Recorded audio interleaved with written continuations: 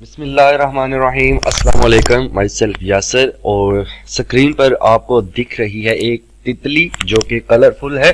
तो ये एक PNG फाइल है, मतलब ट्रांसपेरेंट फाइल है। इसका बैकग्राउंड नहीं है, जस्ट एक इमेज है। तो आज की क्लास के अंदर हम क्या करने वाले हैं कि इसको उड़ाने वाले हैं। उड़ाने से मुराद है इसके जो पर हैं वो खुलते बंद होते हमें दिखाई दे। इसके परों को हम एनिमेट करने वाले हैं। तो बहुत इंटरेस्टिंग क्लास होने वाली है। इससे पहले मैं एनिमेशंस के ऊपर वीडियोस बना चुका हूं, तो तमाम वीडियोस मेरे इस चैनल के ऊपर मौजूद हैं और इसी वीडियो की डिस्क्रिप्शन में फोटोशॉप कोर्स का लिंक मैंने एक दे दिया है, प्लेलिस्ट का पूरा। तो तरतीब से पिछले तमाम लेक्चर्स आप पहले देख सकती हैं। तो आइए आज का काम फिर स्टार्ट करते हैं। तो इसमें सबसे ज्यादा इस्तेमाल होने वाला है लेयर पैनल का। तो लेयर पैनल को ओपन कर लेते हैं। F7 शॉर्टकट है, आप F7 प्रेस कर लें या विंडो में जाकर लेयर पैनल को यहां से ओपन कर लें। तो ये हमारे पास आ जाता है लेयर पैनल, ठीक है जी। उसके बाद हमें एक टाइमलाइन चाहिए जो कि ये नीचे नजर आ रही है। अभी मैं विंडो में जाता हूं और इस टाइमलाइन को यहां से हाइड कर देता हूं, अभी इसकी जरूरत नहीं है, बट जब होगी तो हम इसको ओपन कर लेंगे। तो फिलहाल तो हमने ये करना है, स्टेप बाय स्टेप देखें, स्टेप बाय स्टेप प्रैक्टिस करें, आप सीख सकेंगे। तो सबसे पहले ये जो लेयर 1 है, आप इसका एक डुप्लीकेट बना लें, ठीक है। उसके लिए यहाँ ब्लैंक जगह पर जस्ट राइट क्लिक करें and make it duplicate layer, ठीक है। तो यहां से आप डुप्लीकेट लेयर बना लें, नाम कोई भी दे सकते हैं, तो ये डुप्लीकेट लेयर बन जाती है। वैसे Ctrl+J शॉर्टकट है डुप्लीकेट बनाने का, जो मैं ऑलरेडी पहले आपको पिछली क्लासेस में बता चुका हूं। तो ये जो दूसरे वाली लेयर हमने बनाई है, अब क्या करेंगे, हम पेन टूल से इसके जो परों की सिलेक्शन लेंगे। मैं जूम कर लेता हूं थोड़ा सा। तो हम लेंगे पेन टूल, P प्रेस कर लें तो आपके पास पेन टूल आ जाता है और यहां से हम थोड़ा सा नजदीक से जाकर के यहां से इसकी परों की सिलेक्शन लेंगे, ठीक है। तो आप यहां से बार बार से ले सकते हैं, कोई इश्यू नहीं है, क्योंकि ट्रांसपेरेंट फाइल है। तो मैं यहां पर क्लिक करके इसको बार बार से ऐसे सिलेक्शन बना लूंगा। लेकिन जो असल काम है वो आपको नजदीक से यहां से करना है, तो थोड़ा सा यहां पर आपको जूम करना रहेगा। तो यहां पे आपने ऐसे जूम करके थोड़ी नजदीक से सिलेक्शन लेनी है, ठीक है। तो वैसे मेरा थोड़ा सा गला खराब है, आवाज मेरी बारी बारी लग रही होगी, पहले से चेंज लग रही होगी। तो ये देखें जी, एक साइड की सिलेक्शन हमने बना ली है। तो लेट्स सी, अब यहाँ पर दूसरे साइड की आपको सिलेक्शन लेनी है। तो सेम काम यहाँ पर पेन टूल का है भाई, आप यहाँ से सिलेक्ट करेंगे और उसके बाद आप इसको ऐसे बार बार से जो है वो सिलेक्शन बना लेंगे, ठीक है जी। तो यहाँ पर क्लिक करें और ये जो कॉर्नर पॉइंट है इनको बाद में हम अरेंज करते हैं, इनका बहुत ज्यादा फोकस करना पड़ेगा हमें। तो कॉर्नर्स पे हमेशा ध्यान रखना है आपने इस चीज का। तो मैं बाद में आपको सेट करके दिखाता हूँ। वेल यहाँ तक गए और जूम किया, फिर यहाँ से ये जो ब्लैक एरिया है इसके साथ साथ से आप इसकी कुछ इस तरह से सिलेक्शन बना लेंगे, ठीक है जी। वेल ये हो गई हमारी सिलेक्शन। अब ये जो कोने वाले पॉइंट है, आप ऐसा करें, यहां से डायरेक्ट सिलेक्शन टूल ले लें, ठीक है। वैसे ए शॉर्टकट है, ए भी प्रेस कर सकते हैं। तो ऐसे सिलेक्ट करके ये ऑलरेडी कॉर्नर पर है, इसको सेट करें, थोड़ा सा जूम कर लें, इसको ऐसे सिलेक्ट करें और इसको उठा करके डायरेक्ट सिलेक्शन से सही तरह से कॉर्नर के ऊपर एडजस्ट करना होगा आपको। सेम यहाँ पर डायरेक्ट सिलेक्शन से सिलेक्ट करना है और इसको यहाँ पर कॉर्नर पर आपको सेट करना है, ठीक है जी। नीचे वाला पॉइंट यहाँ पर आ जाए और ये आपको ये कॉर्नर पर सेट करना है। नाउ प्रेस Ctrl+0, तो ये आपके सामने आ जाएगा। तो ये देखिए हमारी सिलेक्शन यहाँ तक बन चुकी है। अब आपको इस सिलेक्शन को एक्टिवेट करना है, तो उसके लिए आप कंट्रोल इंटर कर सकते हैं। जैसे कंट्रोल इंटर करेंगे तो ये देखें सिलेक्शन एक्टिवेट हो जाती है।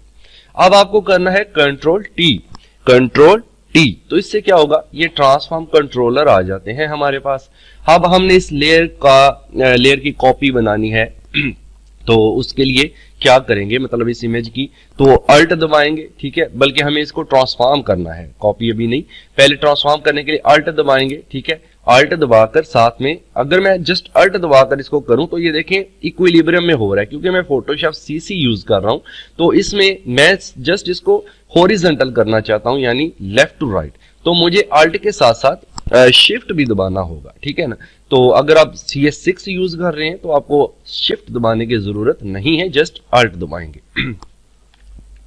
वेल दोबारा बता देता हूं, अगर आप फोटोशॉप CS6 यूज कर रहे हैं तो जस्ट अल्ट दबाएंगे और अगर आप CC यूज कर रहे हैं तो अल्ट और शिफ्ट दोनों दबाएंगे, ठीक है।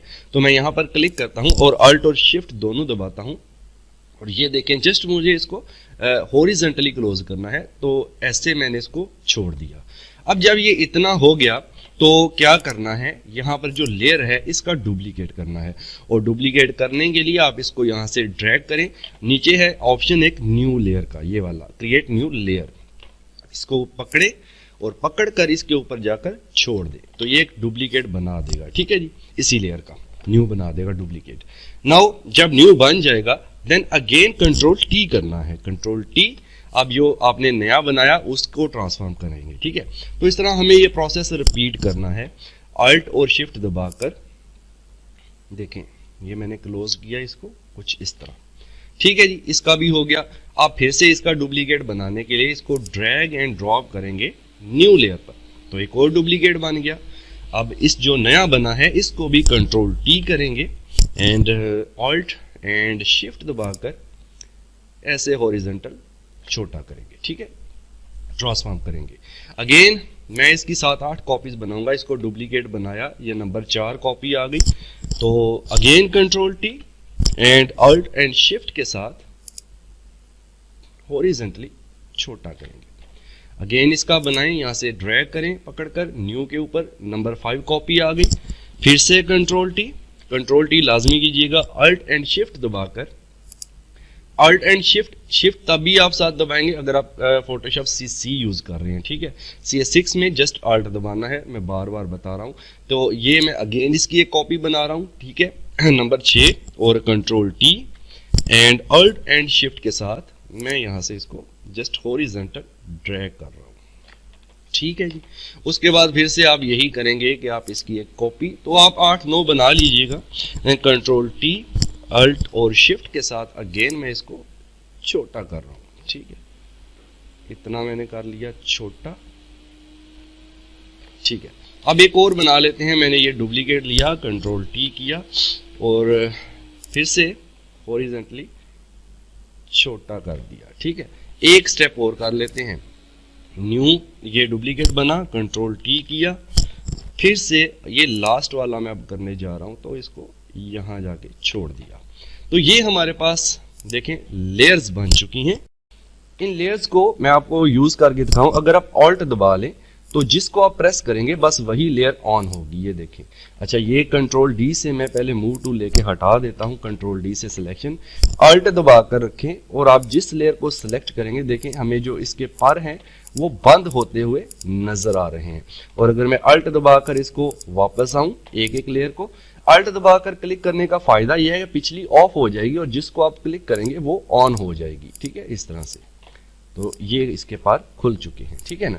अब इस पूरी चीज को एनिमेट करने के लिए जरूरत है हमें टाइमलाइन की। तो विंडो में जाएंगे और यहाँ पर ऑप्शन है आपके पास टाइमलाइन का, ठीक है जी। तो ये आपके पास टाइमलाइन आ जाती है और यहाँ पर नीचे बाय डिफॉल्ट आपके पास ये एरो ओपन करें तो क्रिएट वीडियो टाइमलाइन लिखा होगा, लेकिन आपने सिलेक्ट करना है क्रिएट फ्रेम एनिमेशन, ठीक है ना। तो ये सिलेक्ट करने के बाद जस्ट क्रिएट फ्रेम एनिमेशन पर क्लिक करना है आपने। तो ये ऑलरेडी 1 में कन्वर्ट हो चुका है। अब इन तमाम लेयर्स को एक्टिवेट करेंगे। आप ऐसे एक एक करके भी ऑन कर सकते हैं या क्लिक करके ऐसे ड्रैग करें तो फोटोशॉप CC के अंदर ये फैसिलिटी है कि तमाम लेयर्स ऑन हो जाती हैं। अब इन तमाम लेयर्स को यहाँ पर शिफ्ट करने के लिए ये टाइमलाइन के ऊपर आपको हॉरिजॉन्टल लाइंस दिख रही हैं 3-4, छोटा सा एक बॉक्स है, इसको क्लिक करें और यहाँ से आप लेंगे मेक फ्रेम्स फ्रॉम लेयर्स। तो जितनी भी लेयर्स हैं इनका एक फ्रेम बना देगा, ठीक है, ऐसे। अब यहां पर टाइमलाइन है तो टाइमलाइन के नीचे देखें टाइम भी आता है, 5 सेकंड 0 सेकंड वगैरह लिखा हुआ है। आप अपने अकॉर्डिंग इसको सेट कर सकते हैं कि कितना टाइम आपको, 1 सेकंड, 0.5 सेकंड या नो डिले मतलब 0 सेकंड। तो आप अपनी मर्जी से टाइम भी सेट कर सकते हैं। और यहां पर है प्ले का बटन, जस्ट प्ले इट। तो ये आप देखें जो आपने एनिमेशन बनाया है वो प्ले हो गया। तो अब ये अपने परों को हरकत दे रही है, ऐसे एक हमारा एक इमेज जो है वो बन चुका है, यानी एनिमेशन बन चुका है। अगर ये सारे फ्रेम्स होते हैं, एक एक फ्रेम आगे जाने के लिए आपको ये बटन यूज करने पड़ेंगे और एक पीछे जाने के लिए ये अच्छा, यहां पर है फॉरएवर लिखा हुआ। यहाँ पर अगर आप वंस करते हैं तो ये एक ही बार प्ले होगा फिर रुक जाएगा। अगर आप 3 टाइम करते हैं तो 3 दफा प्ले होकर फिर रुक जाएगा। और अगर आप यहां से फॉर एवर कर देते हैं तो ये प्ले होता रहेगा। तो इससे पहले भी एनिमेशंस के ऊपर मैं 2 वीडियोस बना चुका हूं जो ऑलरेडी मैंने अपने चैनल पर डाल दी हैं और लिंक भी मैंने दे दिया है डिस्क्रिप्शन में। फोटोशॉप कोर्स का प्लेलिस्ट मौजूद है, वहां से आप देखिए। अब इसको सेव करते हैं तो सेव करने के लिए फाइल में जाएंगे, हमें इसको एक्सपोर्ट करना है सेव फॉर वेब के लिए, ठीक है। तो एक्सपोर्ट करेंगे, एक्सपोर्ट में जाने के बाद आप सेव फॉर वेब करेंगे यहां से ठीक है। तो सेव फॉर वेब कर लें। उसके बाद अगर आप CS6 यूज करें तो डायरेक्ट सेव फॉर वेब आपके पास ऑप्शन आ जाएगा। नाउ यहां से GIF फाइल सिलेक्ट होनी चाहिए, GIF मतलब गिफ फाइल, और सेव पर क्लिक करना है, बस यही सेटिंग है। अब आप इसको एनिमेशन वाले फोल्डर में जाएं और यहां पर इसका नाम बटरफ्लाई जो भी आप डाल दें, ठीक है, एनिमेटेड के नाम से मैं इसको सेव करता हूं। पहले भी मैंने कुछ चीजें बना के सेव कर रखी हैं। तो अब हम एनिमेशन का फोल्डर अपना ओपन करके एक बार देख लेते हैं।